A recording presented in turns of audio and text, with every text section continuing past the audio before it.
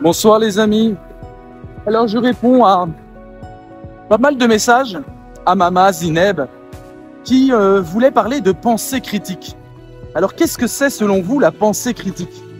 On a l'impression naïvement que la pensée critique consiste à critiquer, à montrer son désaccord, à montrer qu'on n'est pas du tout sur la même ligne que notre interlocuteur.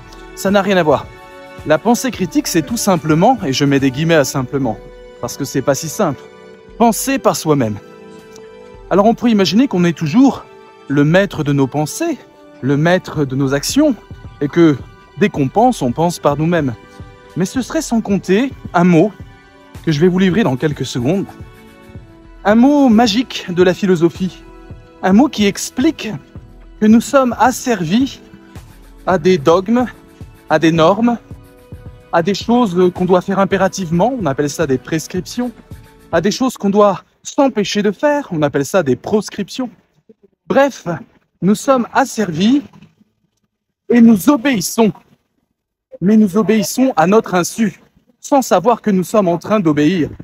Un des meilleurs exemples de ça, c'est l'orthographe. L'orthographe, on nous injecte ça dans le cerveau, si bien que quand on voit un mot avec une faute, on a la nausée, et qu'on a honte d'écrire quand on fait beaucoup de fautes.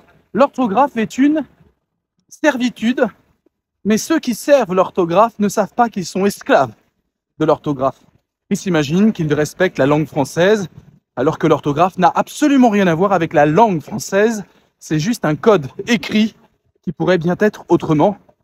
L'essentiel étant de communiquer et pas de se conformer à des normes de dictionnaire. Alors l'orthographe, c'est une petite servitude sympathique. Il y en a bien sûr des plus graves. On peut se marier en obéissant sans savoir qu'on obéit. On peut agir et faire tel et tel métier et avoir des carrières entières, des comportements de longue haleine sans savoir qu'on obéit. On peut se brouiller avec des gens sans savoir qu'on obéit.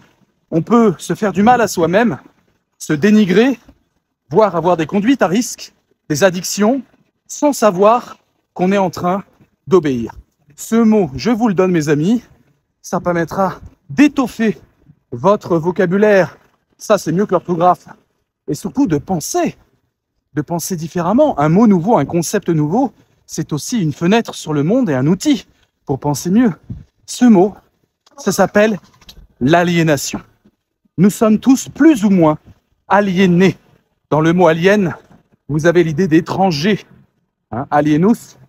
Alors évidemment, alien en anglais, ça nous renvoie à l'extraterrestre. S'il n'y a pas plus étranger qu'un extraterrestre. Et en fait, l'aliénation, c'est être étranger à soi-même.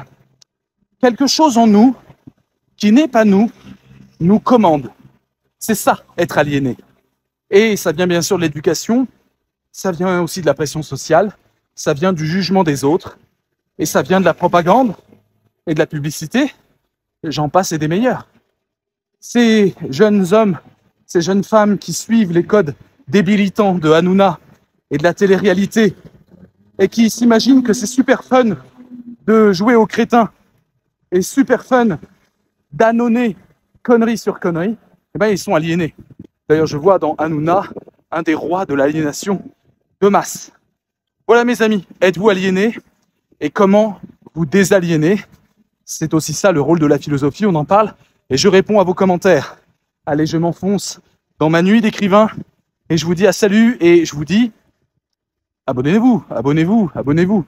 Je le fais pas encore bien, il faudrait que j'ai une petite formule. Je vous attends si vous en avez. À bientôt les amis.